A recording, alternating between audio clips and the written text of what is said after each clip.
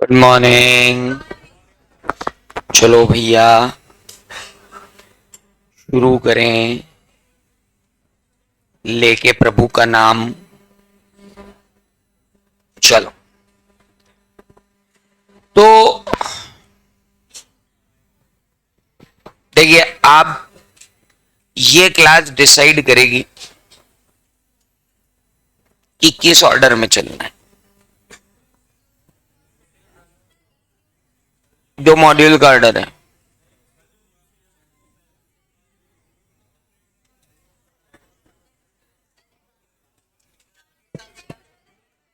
देखो देखो एक मिनट रुको तो सही। इंडियन कॉन्ट्रैक्ट एक्ट में आप ऐसा नहीं कर सकते कि आप वो पढ़ा दो सर जो नया नया है ना, क्योंकि पुराना अपने को कितना याद है अपने को मालूम है। याद है ना, तो उसको अपन जल्दी जल्दी करेंगे ना। That we will do faster than anything. भाई जैसे पार्टनरशिप एक्ट है, अपने को ढीले की प्रॉब्लम नहीं उसमें। हालांकि अपन समझ नहीं पाए इंप्लाइड अथॉरिटी कैसे लिखना थी, पर अपने को उसमें प्रैक्टिस की प्रॉब्लम है। पार्टनरशिप एक्ट में अपनी से प्रैक्टिस की प्रॉब्लम है, बाकी कोई प्रॉब्लम नहीं है। सेल ऑफ गुड्स एक्ट में तो प्रॉब्लम ही प्रॉब्लम है, पर वहां प्रॉब्लम नहीं आई। हाँ कहाँ है वहां? वहां तो अपन सब सही कर गया है। सेल ऑफ गुड्स एक्ट में तो कोई प्रॉब्लम ही नहीं आई, जिनमें नहीं आती थी उनमें आ गई।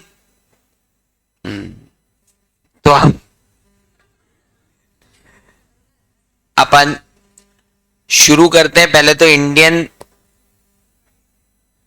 नहीं, पहला चैप्टर है रेगुलेटरी मैकेनिज्म। अभी नहीं करेंगे, सबसे लास्ट में जब जाने वाले होंगे ना, जब पूरी बैच ही एंड हो रही होगी तब करेंगे उसको, क्योंकि वो किसी काम का ही नहीं है।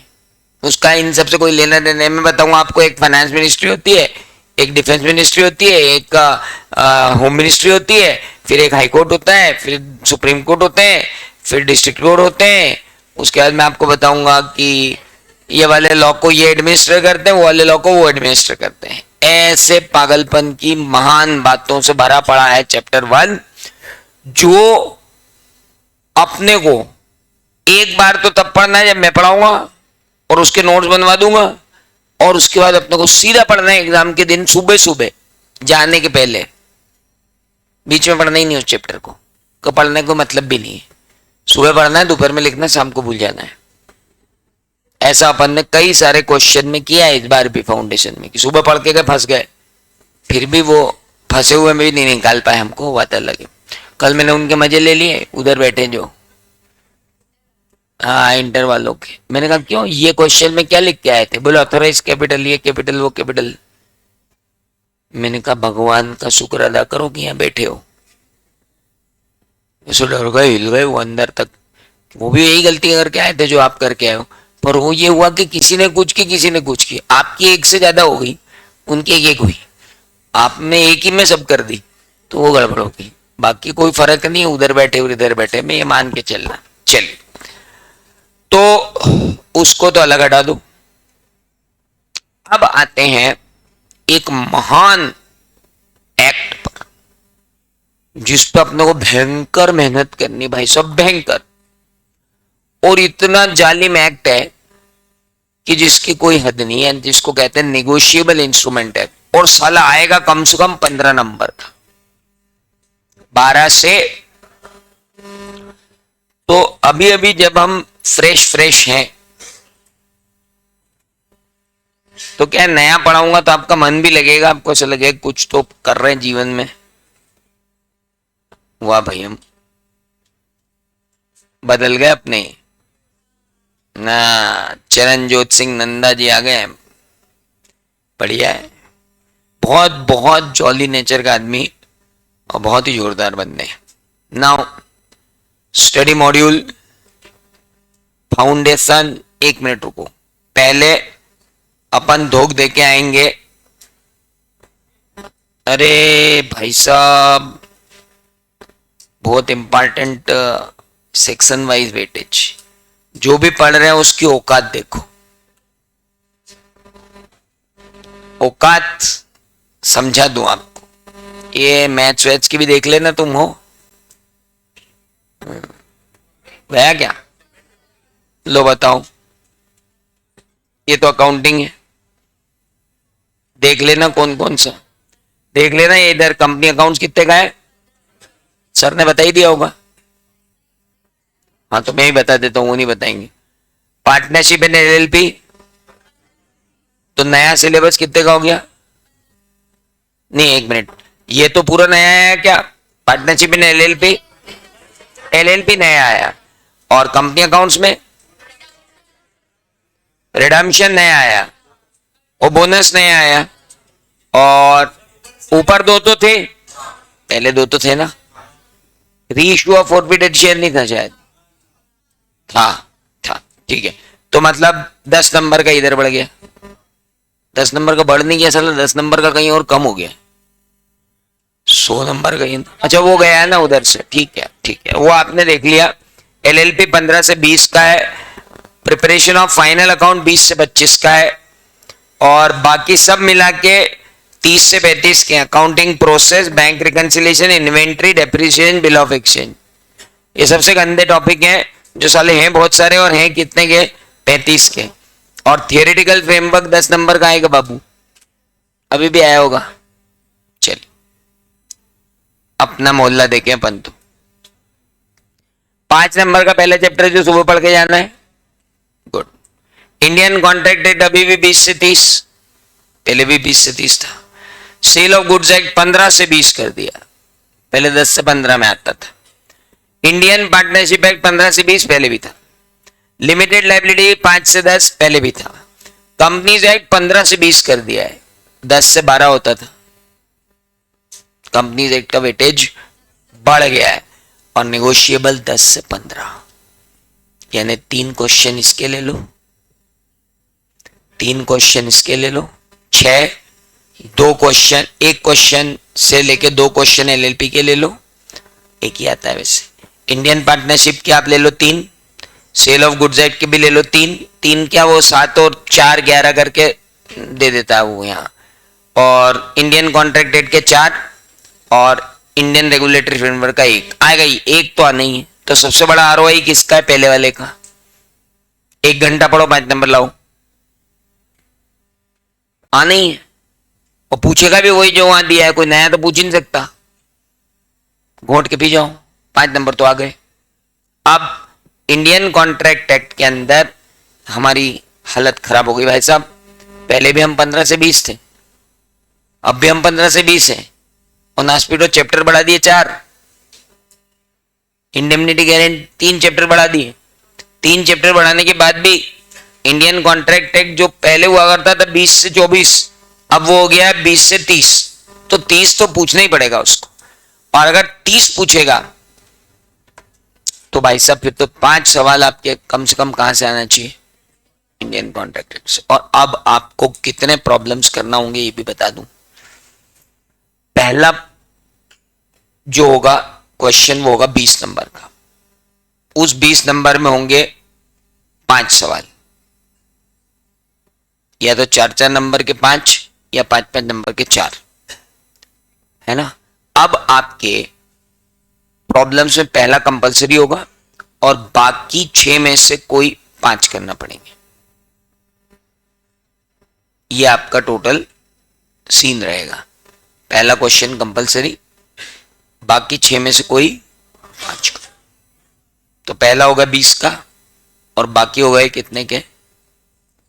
16-16 के। पहला हो गया 20 का, बाकी सारे सब 16-16 के। 16-16 में क्या आएंगे? 4-4 के 4,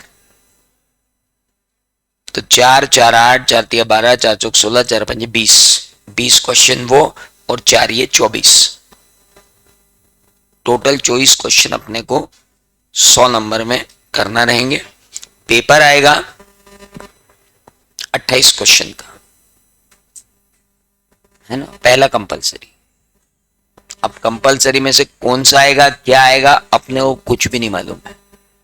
पहले तो अपने को मालूम, ये भी मालूम था साला कि कौन से चैप्टर का कौन सा क्वेश्चन कहां बैठा हुआ है, अब ये नहीं पता है। मॉडल पेपर जो आना है उसमें भी कुछ पता चलता नहीं है, वैसे वो तो नॉर्मल रहते हैं। तो ये तो नई घोड़ी नया दाम है, तो कोई दिक्कत नहीं है। चलिए नाउ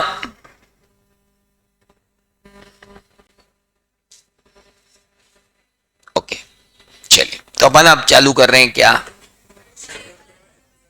कितने टॉपिक है इसमें। पहला है meaning of negotiable instrument, characteristic of negotiable instrument, classification of negotiable instrument, different provision relating to negotiation, presentment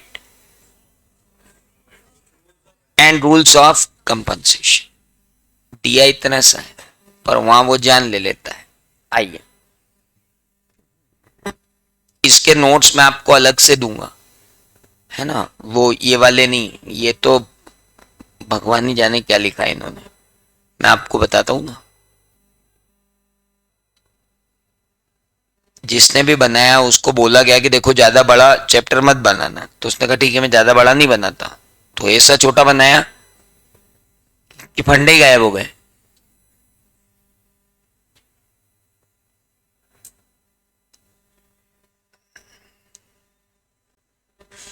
तैतीस पेज में तो खत्म ही हो गया वो, 15 नंबर का। अब आप सोच लो 33 में से 5 पेज तो साले, 2 पेज तो समरी के, 4 पेज तेरे क्वेश्चन के, 4 और 2 6 हटा दे तो तूने क्या किया, मतलब 24 पेज में पूरा नेगोशिएबल इंस्ट्रूमेंट एक्ट खत्म कर दिया। सेल ऑफ गुड्स एक्ट 15 से 20 नंबर का पेज गिनना का भी, पार्टनरशिप एक्ट के पेज गिनना का भी, पागल है। छोटा सा बना के भेज दिया, बोले हम लेंगे मजे तुम्हारे। निगोशिएबल इंस्ट्रूमेंट एक्ट 1881, नाम है निगोशिएबल इंस्ट्रूमेंट। निगोशिएबल मतलब, मत लिखो कुछ भी, सब मैं लिखवाऊंगा, कुछ भी मत लिखो, मैं अलग, मैं पूरी कॉपी वैसी बनवाऊंगा जैसी बनवाता हूं। अभी तो मैं डिस्कस करूंगा आज, फिर कल लिखवाऊंगा, अभी डिस्कशन होगा। निगोशिएबल का मतलब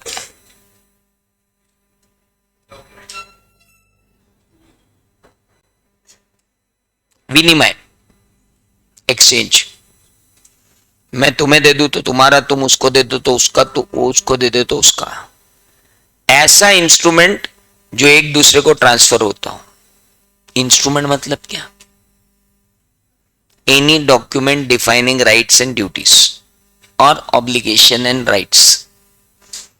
कोई भी डॉक्यूमेंट जो ऑब्लिगेशन और राइट को डिफाइन करता है उसको क्या बोलते हैं, इंस्ट्रूमेंट। आपकी जेब में पड़ा हुआ नोट,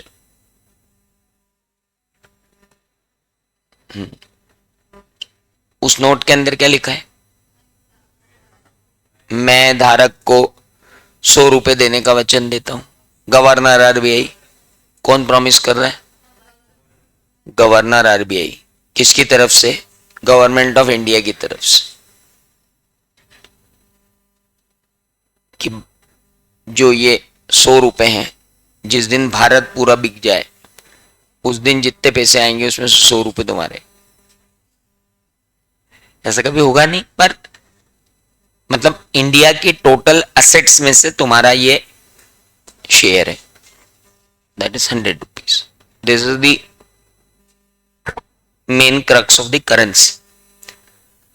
अब वो भी इंस्ट्रूमेंट है, आरबीआई की ड्यूटी है, हमारा राइट है, मैंने वो आपको दे दिया तो अब वो आपका हो गया, आपने किसी और को दे दिया उसका हो गया। आरबीआई सेम है, हैंड बदलते जा रहे, तो इसे बोलते हैं क्या, नेगोशिएबल इंस्ट्रूमेंट। 1881,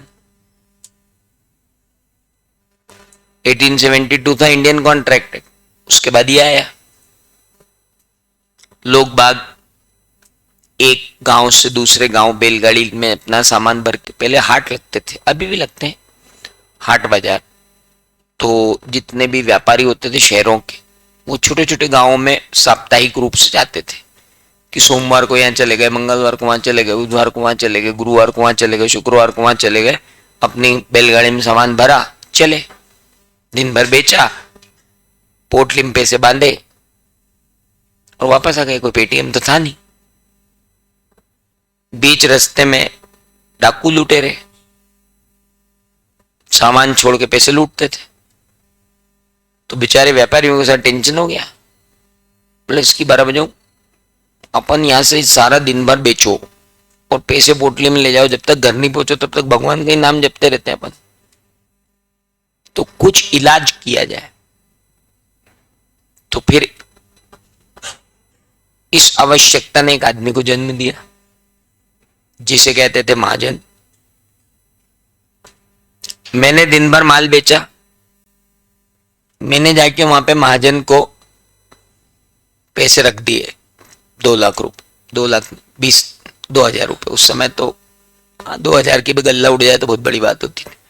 2,000 का गल्ला उठा, मैंने उठा के किसको दे दिया? महाजन को। महाजन ने एक चिट्ठी लिख दी। उस चिट्ठी पे लिख दिया मेरे पास इनके 2,000 रुपए जमा है ना, कृपया आप इन्हें उस शहर में 2,000 रुपए दे दें, मैं आपको आपके 2,000 लौटा दूंगा। यह आदमी चिट्ठी लेके निकला। चिट्ठी लेके पहुंचा अपने शहर। अपने शहर में एक और महाजन मिला। उस महाजन को चिट्ठी दे दी। उसने चिट्ठी को तिजोरी में रखा और इसको 2,000 दे दिए। अब ये दोनों व्यापारी जब भी मिलेंगे चिट्ठियों का आदान प्रदान कर लेंगे, क्योंकि उधर से आने वाला व्यापारी यहाँ पैसे जमा करके जाता होगा, यहाँ का व्यापारी वहां पैसे जमा करके जाता होगा। चिट्ठियां दोनों की तिजोरी में इकट्ठी हो गई। चिट्ठियां काट लेते थे, फिर जो भी बच जाता था एक दूसरे को दे लेते थे। अरे हेलो, तुमने मेरे बिहाफ पे चिट्ठियां लिखी, मैंने तुम्हारे बिहाफ पे चिट्ठियां लिखी, उन चिट्ठियों में पैसे का लेन देन लिखा, तो मेरे ग्राहक के पैसे तेरे पास जमा, तेरे ग्राहक के पैसे मेरे पास जमा। चल बैठ जाते हैं एक दिन। बैठ गए, दोनों चिट्ठियां कैंसिल कर दी। बचा जो बैलेंस है, या तो तू मेरे को दे दे या मैं तेरे को दे दूं। ये भारत के सबसे पहले निगोशिएबल इंस्ट्रूमेंट्स हुआ करते थे। ये जो चिट्ठी थी, चिट्ठी क्या थी? नोट ही तो था। मैं धारक को इतने पैसे देने का वचन देता हूँ, जो दे रहा है मैं उसको दे दूंगा। दोनों अपने अपने खाता बही में एंट्री कर लेते थे।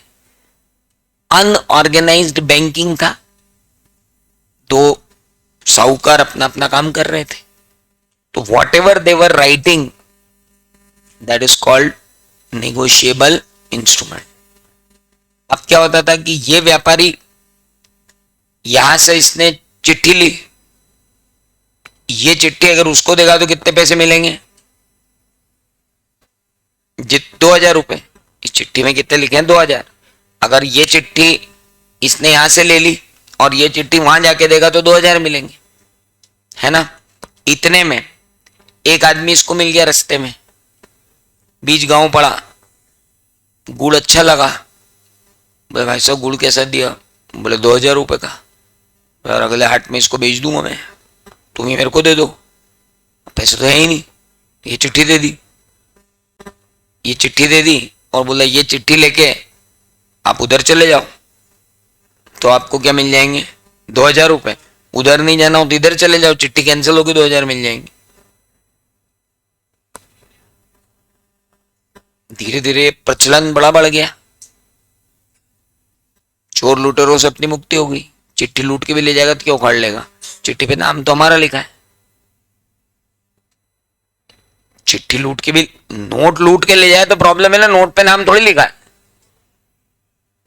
चिट्ठी पे तो नाम लिखा है कि किसका है।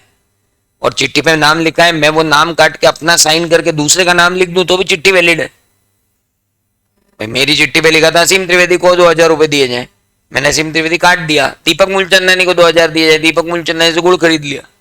अब दीपक मूलचंदानी वहां लेके जाएगा, वो सामने वाला देखेगा कहाँ असीम त्रिवेदी ने साइन किया हुआ, मेरे साइन उसके पास पहले से है, उसके साइन उसके पास पहले से है। बिल्कुल मतलब क्लियर बैंकिंग टाइप। तो ये पूरी व्यवस्था जो है पेमेंट की सिस्टम, ये पूरा सिस्टम डेवलप्ड इन 1881। हेलो।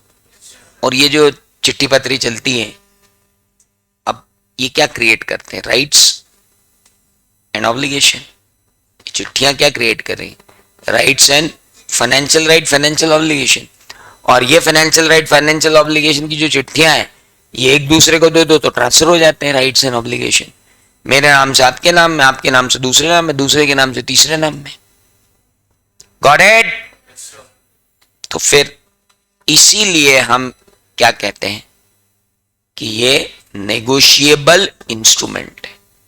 अब जब ये हुंडी चिट्ठी चलने लगी तो धोखेबाजी भी होने लगी। लिख के दे दिया, साला दे नहीं रहा है, तो फिर एक एक्ट की जरूरत हुई कि भैया इनको गवर्न करने के लिए क्या दो, एक्ट। तो आया कौन? Negotiable instrument act 1881। अब आते हैं कि भैया नेगोशिएबल इंस्ट्रूमेंट होते क्या है। तो भैया ये चालू करते हैं। Negotiable instrument is an instrument. The word instrument means a document which is freely transferable by custom of trade from one person to by mere or by endorsement and by delivery। मैं गया, मैंने कहा भाई साहब असीम त्रिवेदी लिखा हुआ है, 2000 रुपए दे दो। दीपक मूलचंदा नहीं गया, बोले असीम त्रिवेदी लिखा हुआ था, काट के मेरे नाम में इंडोर्स कर दिया है ना, अब आप मुझे दे दो। अच्छा, मैंने मेरा नाम काटा और दीपक का नाम दे दिया और ट्रांसफर कर दिया। तो ट्रांसफर कैसे हुआ? From one person to another by mere delivery और बाय एंडोर्समेंट एंड। अब मैंने उनसे कहा यार सर आप मेरा नाम असीम मत लिखो, ब्लैंक छोड़ दो, मेरे को जिसको देना होगा दे दूंगा। पहले असीम लिखा हुआ है, फिर असीम काटून, फिर दीपक लिखूं, फिर साइन करूं, ऐसा करो। आप वहां से लिख दो को 20,000 2,000 रुपए दे दिए जाए ब्लैंक को। अब जो ब्लैंक वाला डॉक्यूमेंट है वो तो आप मियर डिलीवरी दी दीपक सर को, मेरे को एंडोर्समेंट ही नहीं करना पड़ा। लेकिन जिसमें ऑर्डर है कि असीम त्रिवेदी को दो, तो उसको मेरे को क्या करना पड़ा? एंडोर्स करना पड़ा, है ना। तो अभी मैं समझाऊंगा आपको कि निगोशिएशन जो होता है वो डिलीवरी से भी हो सकता है और डिलीवरी एंड एंडोर्समेंट से भी हो सकता है। पढ़ेंगे अपन। Property in such instrument passes to bona fide transferee for the value. जो ट्रांसफरी होता है उसको वैल्यू मिल जाती है। Act does not define negotiable instrument. वाह, नेगोशिएबल इंस्ट्रूमेंट एक्ट पूरा बना दिया, लेकिन इन्होंने कहा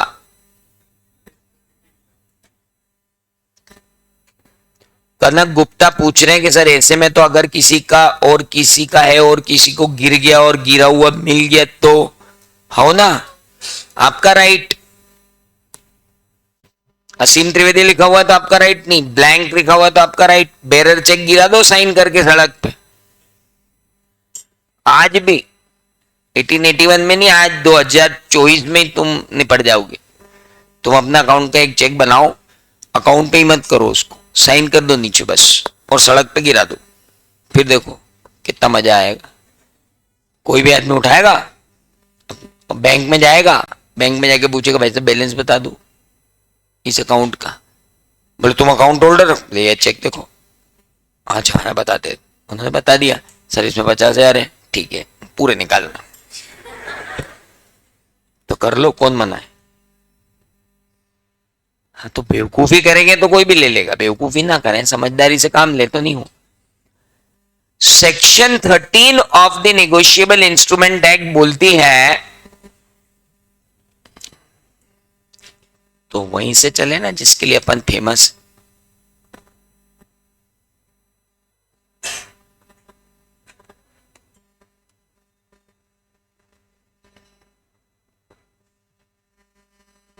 फिर आ गए अपन बेयर एक्ट पे।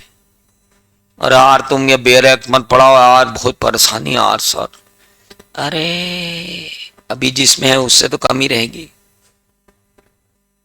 देख क्या लिखा है। A negotiable instrument means a promissory note, a bill of exchange or a check payable either to order or to bearer।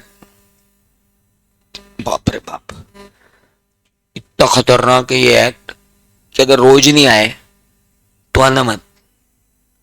एक भी दिन एब्सेंट हो जाओ तो जब तक उसका लेक्चर नहीं देख लो अगले दिन मत आना, नहीं तो अगले दिन एकदम सफेद स्लेट रहेगी, कुछ भी समझ में नहीं आने वाला, सपाचट है, भयंकर पाप। एक एक वर्ड पढ़ना है। यहाँ पर प्रॉब्लम ये है, अब ये डेफिनेशन पढ़ाने में जान निकल जाएगी, है सड़ी सी। क्या लिखा है? निगोशिएबल इंस्ट्रूमेंट मीन्स, और जब किसी डेफिनेशन में लिख दिया जाता है मीन्स तो फिर उसके बाद ना आगे ना पीछे, बस वही। अगर लिख देता है इंक्लूड्स तो मतलब इसको भी ले आओ, इसको भी ले आओ, इसको भी ले आओ, इसको भी ले आओ। और नालायक ने बोल दिया मीन्स, मतलब ये तीन के अलावा चौथा कोई हो ही नहीं सकता निगोशिएबल इंस्ट्रूमेंट। हेलो, तो नेगोशिएबल इंस्ट्रूमेंट मींस क्या? अ प्रॉमिसरी नोट। दूसरा बिल ऑफ एक्सचेंज जो आपने पढ़ रखा है, और तीसरा चेक। पेबल आइदर टू और टू, ये क्या होता है? Order bearer.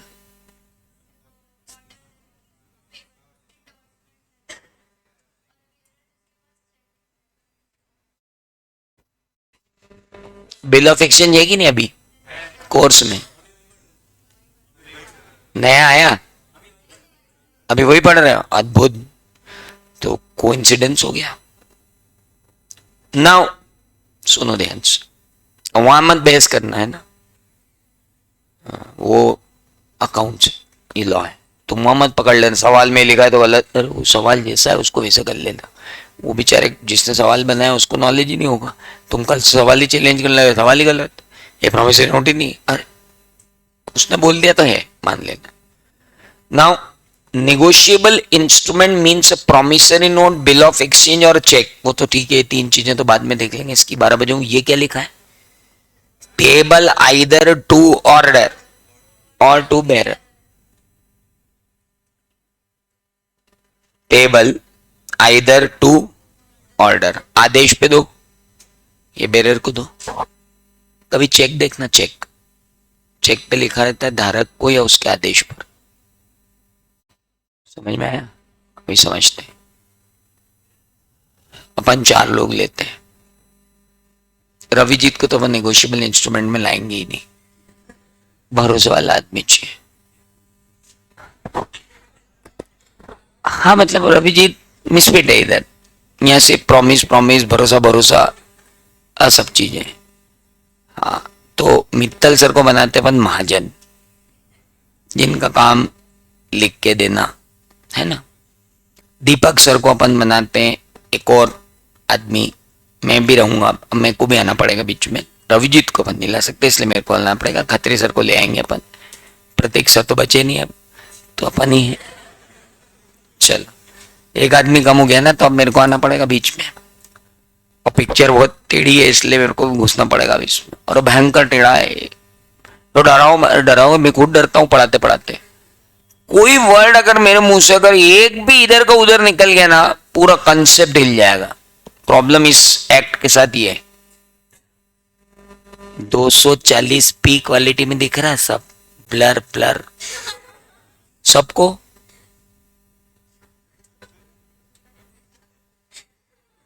नहीं, इशिता दुबे को नहीं दिख रहा है, वैष्णवी को भी नहीं दिख रहा है, श्रुति को भी नहीं दिख रहा है, वैष्णवी को भी नहीं दिख रहा है, सिर्फ लड़कों को ही ब्लर दिख रहा है क्योंकि लड़के हैं।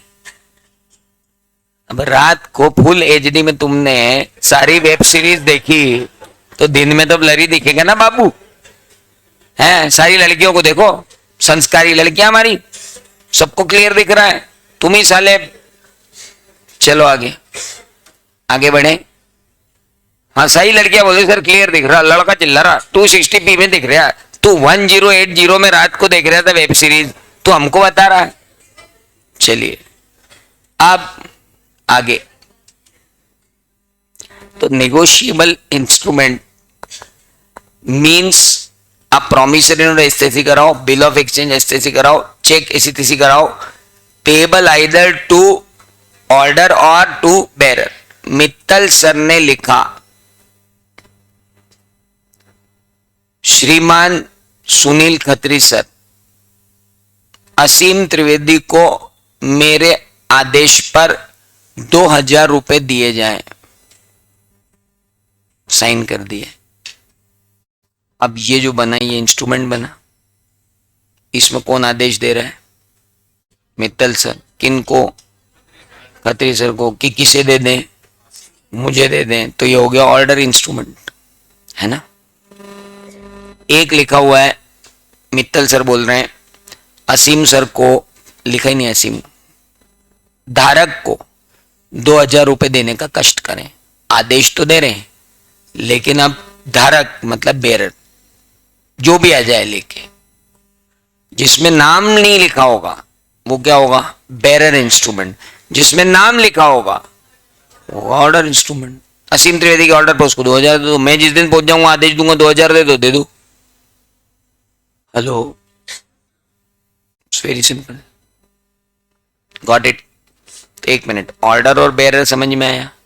ऑर्डर इंस्ट्रूमेंट मतलब जिसमें नाम लिखा हो, और बेरर इंस्ट्रूमेंट मतलब जिसमें नाम नहीं लिखा हो। अच्छा, जिसमें ऑर्डर लिखा होता है उसमें अगर ऑर्डर वाले का नाम चेंज करना होता है तो हम उसे बोलते हैं इंडोर्समेंट। हेलो, मेरा नाम लिखा है, मैंने अपना नाम काट के दीपक मूलचंदानी करके वहां साइन कर दिया, तो अब ऑर्डर बदल गया, मतलब बंदा बदल गया, तो उसे क्या बोलते हैं? इंडोर्समेंट। सिंपल। चल, प्रॉमिसरी नोट। हाँ बोलो। मेरे साइन करके, फोर्जरी करके। हाँ, दीपक सर ने काटकर अगर तुम्हारा नाम लिख दिया और दीपक सर ने साइन कर दिया तो भी इंडोर्समेंट हो जाएगा। तुमने काट के,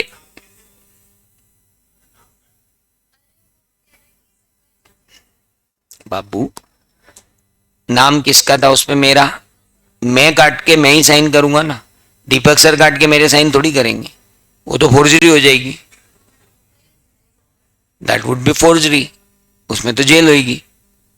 हाँ, और सर उनको सूझनी पड़ी ये नहीं, तो अब चोरी हो गई, अब कुछ नहीं कर सकते, उसके भी मेजर लिए गए, टेंशन मत लो। तो भैया सेक्शन 13 ने आके दिमाग खराब कर दिया और हमको कह दिया तुम्हारी ऐसी तैसी निगोशिएबल इंस्ट्रूमेंट मींस कौन? Promissory note, bill of exchange और चेक। अब हमारे लिए बहुत बड़ी प्रॉब्लम हो गई कि अब जब तक ये तीन चीजें ना समझें तब तक हम आगे बढ़ ही नहीं सकते। तो आइए चालू करते हैं नेगोशिएबल इंस्ट्रूमेंट एक्ट को नोट्स के साथ। अपनी कॉपी में शुरू है नेगोशिएबल इंस्ट्रूमेंट एक्ट।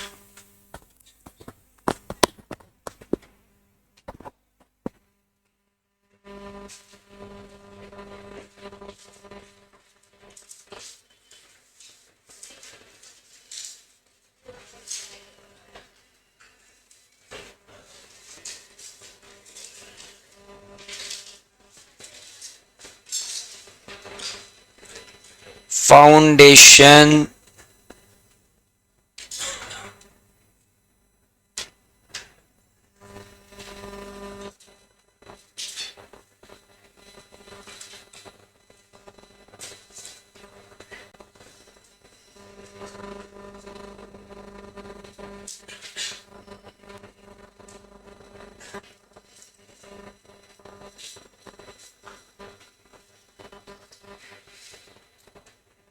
चलिए अब शुरू करते हैं नेगोशिएबल इंस्ट्रूमेंट्स एक्ट। नेगोशिएबल मतलब ट्रांसफरेबल, इंस्ट्रूमेंट मतलब document containing rights and obligation। है जी? हाँ बिल्कुल। अगर कौन सा हुआ? Order instrument. बेरर हुआ तो, पर अब सेल ऑफ गुड्स एक्ट नहीं है तो तू क्यों दिमाग लगा रही? नेगोशिएबल इंस्ट्रूमेंट एक्ट में नेगोशिएबल मतलब ट्रांसफरेबल एंड इंस्ट्रूमेंट मतलब डॉक्यूमेंट कंटेनिंग राइट्स और ऑब्लिगेशन, उसे कहते हैं इंस्ट्रूमेंट। Got it? सेक्शन 9 क्या कहता है? नहीं, सेक्शन 13 क्या कहता है? Negotiable instrument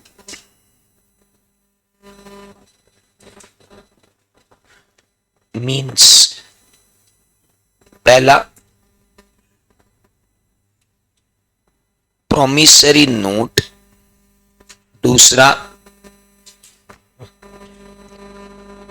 bill of exchange, तीसरा कौन? चेक। पेबल नहीं, ये तीनों पेबल ऑन ऑर्डर और to bear.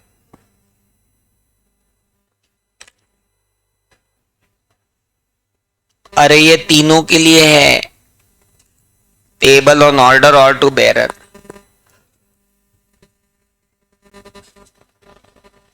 Not only for cheque. ओ लपक झपक क्या हो रहा है?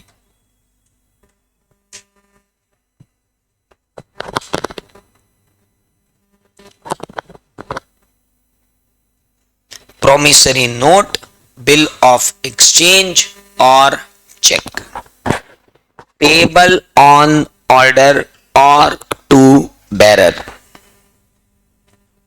Is that clear? अब 2 मिनट रुकते हैं, फिर से चलते हैं। क्या हो गया?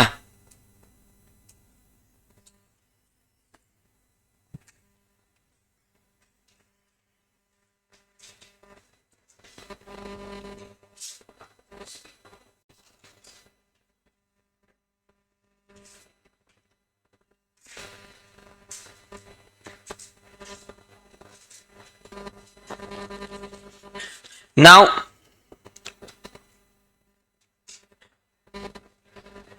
आइए अब चूंकि 3 चीजें बोल दी, promissory note, bill of exchange and cheque, तो अब हमको प्रॉमिसरी नोट पढ़ना पड़ेगा। प्रॉमिसरी नोट की डेफिनेशन क्या? कहीं नहीं गया, आ जाएगा। नाट्य एकेडमी से कोई जाता भी है तो आ जाता है। नाउ प्रॉमिसरी नोट ये क्या है? Promissory note is instrument in writing. भाई सब इंस्ट्रूमेंट है तो राइटिंग में तो हो गई, कोरे कागज का क्या करूंगा? अच्छा, promissory note is an instrument in writing, not being a bank note और a currency note. Currency note को हटा के, currency note is not at all a promissory note. साफ बोल दिया। तुम्हारे जेब में पड़े हुए नोट भले गवर्नर ने प्रॉमिस किए हो, वो प्रॉमिसरी नोट नहीं है। हालांकि वो है पर नहीं है। रियलिटी में देखा जाए तो दे आर प्रॉमिसरी नोट। मैं धारक को इतने पैसे देने का वचन देता हूं, फिर ने कहा भैया इसको यहां से बाहर करो क्योंकि उनके एक्सचेंज पे ये एक्ट नहीं लग रहा है। मैंने तुमको नोट दिया, तुमने मेरे को नोट दिया, तो ये एक्ट नहीं लग रहा है, मैंने बाहर कर दिया। चलो ठीक है। Containing unconditional undertaking. Unconditional undertaking मतलब बिना शर्त मैं वादा कर रहा हूं। शर्त नहीं है कोई, सीधा वादा कर रहा हूं। नोट पे कोई शर्त लिखी है क्या? सीधा लिखा मैं धारक को 100 रुपए देने का वचन देता हूं, ना इफ ना कोई बट। हाँ, unconditional undertaking signed by the maker. आपने वहां आरबीआई गवर्नर ने साइन कर रखे। To pay certain sum of money only to Aseem Trivedi और to the order of Aseem Trivedi और टू सर्टेन पर्सन और to bearer of the instrument. आप कुछ भी कर सकते हो। Certain sum of money only to लिख दिया असीम त्रिवेदी को ही, तो फिर असीम त्रिवेदी की हिम्मत नहीं कि उस पर दीपक मुंचंदानी लिख दे। हेलो, ओनली टू, सिर्फ असीम त्रिवेदी को पेमेंट किया जाए, और to the order of Aseem Trivedi को या उसके आदेश पर किसी को पेमेंट किया जाए। हेलो, या पहला हुआ ओनली टू, दूसरा हुआ और to the order of a certain person, Aseem Trivedi के आदेश पर किसी को, और टू द बेरर, धारक को दे देना। जो भी ये लेके आए, जो भी इसे धारित करता हो, जो भी इसे होल्ड करता हो और आपके पास आता हो, दे देना। क्या? और to the bearer of the instrument, क्या देना? क्या है? मनी। कितनी? कितनी? मैं प्रॉमिसरी नोट पे लिख दूं, अपने हिसाब से दे देना। तो बाबलो यहां यूं बोलो ना कि सर वहां लिखा है सर्टेन सम। भाई साहब, ये जो एक्ट है ना, अब तक तो क्या था कि लॉ का पेपर फाउंडेशन बिगाड़ता था, अब ये चैप्टर लॉ का पेपर बिगाड़ेगा। तो अब एक करेला भी है और नीम चढ़ा भी है, और अपन नीम नीम कर रहे हैं, करेला तो आप खा के बैठे हो। चलिए, तो प्रोमिसरी नोट, आप सोच रहे इतने शब्द मैंने आपको कभी पढ़ाएगा? कभी किसी भी एक्ट में? यहाँ एक एक लाइन ऐसी पढ़नी पड़ेगी भाई साहब, मतलब पागल बना के रख देगा ये एक्ट अपने को। डरो मत, मुझे देखो, घर में 10 मार्कशीट में से सिर्फ 3 पास किए, फिर भी तुमको पढ़ा रहा हूं ना। हाँ, तो तुम्हारे पास तो अभी एक ही है, और मैंने वो 10 मार्कशीट लेना 23 साल की उम्र से चालू की थी, 28वें साल की उम्र में खत्म हुई थी,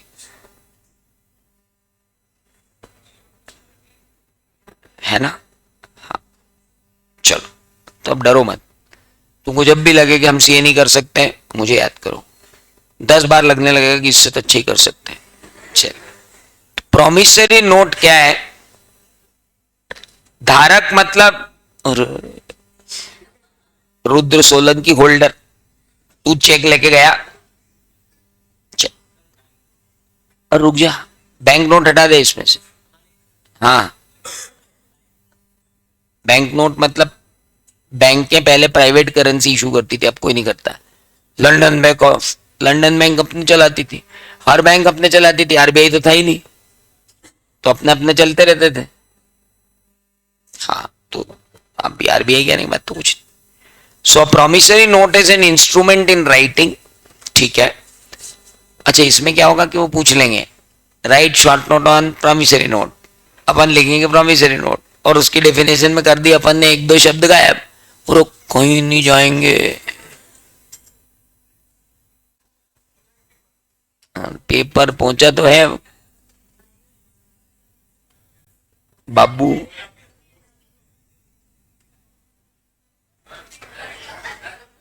किसी का छूट गया हो तो कहीं कहीं। अरे तू टेंशन मत ले, ट्रेलर देख लिया उनने, कोई हिलेगा नहीं अब। मैं तो कह रहा हूं अब पढ़ा के दिखाओ लॉ, अब आओ मार्केट में।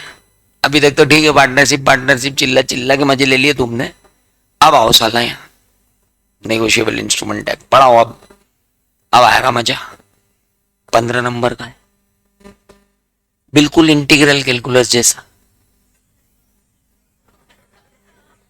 आ जाओ। तो तुमको सीरियस तो बनाना पड़ेगा, टॉपिक कितना सीरियस है। और हम कहां से चालू हुए? हमने कहा नेगोशिएबल इंस्ट्रूमेंट एक्ट। हाँ, हमने कहा भाई साहब नेगोशिएबल इंस्ट्रूमेंट क्या होता है? बोले हम नहीं बताएंगे। अरे यार ऐसा मत करो यार, बताओ यार। हाँ तो सुनो, 3 होते हैं। अब जो एक्ट चालू है ऐसा हो कि नहीं बताएंगे, और हमने कहा नहीं नहीं बताओ, बोले 3 होते हैं। हमने कहा भाई साहब 3 क्या होते हैं? बोले पहला तो ये पकड़ो, प्रॉमिसरी नोट। क्या है भैया? एक आदमी दूसरे आदमी को क्या कर रहा है? अनकंडीशनल अंडरटेकिंग लिख के दे रहा है, बोल के भी नहीं। Signed by the maker. Maker कौन? मोटे ड्रावर मत बोलना। हाँ हाँ हाँ, सब अलग अलग शब्द हैं, बहुत मजा आने वाला। अभी maker, drawer, payer, pay, endorser, endorsee, transferor, transferee, holder, holder in due course. और बेहतरीन। रुको अभी तुम, इसलिए इसको चालू किया मैंने ताकि तुमको सदमे से बाहर ला सकूं। क्या है, सदमे से बाहर लाने के बड़ा सदमा देना जरूरी है।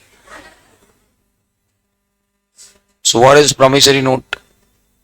Promissory note is an instrument in writing. पहली बात तो हो गई, क्लियर है सबको? ठीक है। उसके बाद क्या लिखा है? Containing unconditional undertaking. अंडरटेकिंग मतलब प्रॉमिस, अनकंडीशनल प्रॉमिस। क्या? किसने कोई अनकंडीशनल प्रॉमिस, वो भी साइंड, वो भी उसने जो बना रहा है। मतलब प्रॉमिस में करूं साइन ये करे नहीं, मेरे ही प्रॉमिस मैं ही लिखूंगा। ओके। टू पे सर्टन सम, 500 लिखना 500 लिख, 600 लिखना 600 लिख, 800 लिखना 800 लिख, लेकिन लिख। मैं आपको 500 या 800 जो भी होगा, शट अप। 500 लिखना 500 लिख, 800 लिखना 800 लिख, है ना? ठीक है। मनी, मुझे, मेरे आदेश पे किसी बंदे को, ये जो भी लाए उसको, तो उसे क्या कहा जाएगा? Promissory note. ठीक है। अभी रुको, इलेक्ट्रसन क्वेश्चन आएंगे कि क्या ये प्रॉमिसरी नोट है। पहला, आई प्रॉमिस टू पे बी और ऑर्डर ₹500। लगता है आई मतलब मेकर प्रॉमिस कर रहा है, उसमें कोई शर्त भी नहीं है। Certain sum ₹500 to another person और हिज ऑर्डर। हाँ तो ठीक है प्रॉमिसरी नोट, सही में? चलो ठीक है, मान लेता हूं। अभी मैंने हाँ नहीं की, तुम कह रहे हो, मान लेता हूं। चलो दूसरा, I acknowledge myself to be indebted to be in ₹1000 to be paid on demand for value received। मेरे को तो इंग्लिश ही समझ में नहीं आ रही, क्या लिखा है? मैं ये मानता हूं कि मुझे बी को ₹1000 देने हैं, या तो जब वो आएगा तब, या तो मैं उससे कोई वैल्यू रिसीव कर लूंगा तब। भाई साहब 1 मिनट, पहली बात बताओ, आप प्रॉमिस कर रहे हो क्या पे करने का? प्रॉमिस और टू पे हो तो निगोशिएबल इंस्ट्रूमेंट, नहीं तो रद्दी कागज हमारे लिए। ये फालतू वादे वादे मत करो, और ये फालतू का एक्नॉलेजमेंट करके अपना आपको एहसान से दबा हुआ बताने की जरूरत नहीं। पेमेंट कर रहा है तू, लिखा क्या वहां पेमेंट के बारे में? हाँ, फालतू बातें मत कर। एक्नॉलेज, जिस दिन पेमेंट करना उस दिन लिख के देना ना, मैं आपको इतना पेमेंट करूंगा, बस। वो प्रॉमिसरी नोट है, फोकट। मैं मानता हूं मेरे को आपको पैसे देना है, इस तेजी करा तेरी कोई प्रॉमिसरी नोट है? मैं मानता हूं कि मेरे को आपको इतने पैसे देना है। हेलो। तीसरा, आई ओ यू ₹1000। लव यू तो लिखना नहीं कैसे?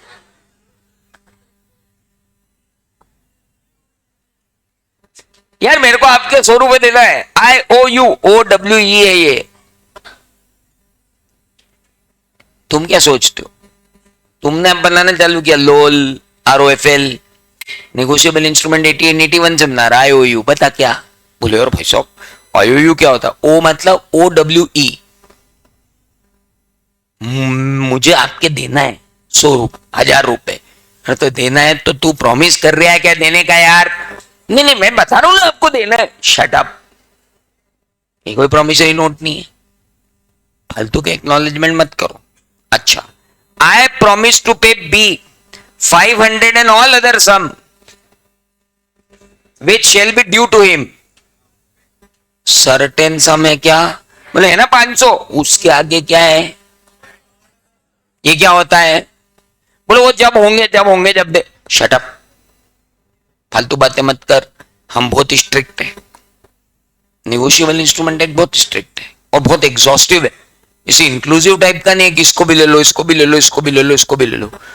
जो अक्षर लिख दिए बस वही अक्षर लिख दिए, ऐसा तो नहीं हो पाएगा। I promise to pay B 500 first deducting thereon any amount which he may owe me। फिर पागलपन कर रहा है तू, निश्चित काम कर रहा, हमको निश्चित चाहिए। हेलो, चलो आगे चलते हैं। I promise to pay B 500 7 days after my marriage with C। एक मिनट, और सी ने मैरिज नहीं करी और सी भग गई या भग गया तो कंडीशन है ना, मतलब तुम्हारा ब्याह नहीं हुआ तो हमारे तो गए। वो भी 7 दिन कहां चालू करेंगे तेरे ब्याह से, और तेरा ब्याह भी नहीं हुआ तो गए हम तो। क्या क्या प्रॉमिसरी नोट ये, I promise to pay B 500 on D's death provided D leaves money. अरे यार फिर यार तुमने कंडीशन, यहां तक तो प्रॉमिसरी नोट था। आई प्रॉमिस टू पे 500 ऑन डीज डेथ, ये तो था क्योंकि डी तो मरेगा ही। कोई भी इस दुनिया में इमोर्टल पैदा नहीं हुआ, डी नहीं मारा तो मरेगा ही। लेकिन आगे आपने लिख दिया कि वो पैसे छोड़ के मारा तो फिर पागलपन है। हेलो, इसीलिए बेचारे लिख रहे हैं कि ए और बी प्रॉमिसरी नोट है। कौन कौन से ए और बी अपन ने माने थे क्या प्रॉमिसरी नोट? हमने सिर्फ ए माना था, हमने बी नहीं माना था। क्यों? For value received. लेकिन अगर वैल्यू सर्टन है तो मान सकते हैं, ठीक है। बाकी तो कोई है ही नहीं, क्यों नहीं है वो अपन देखेंगे। Got it? तो अभी सिर्फ झलक देखिए, कल से अलग देखेंगे।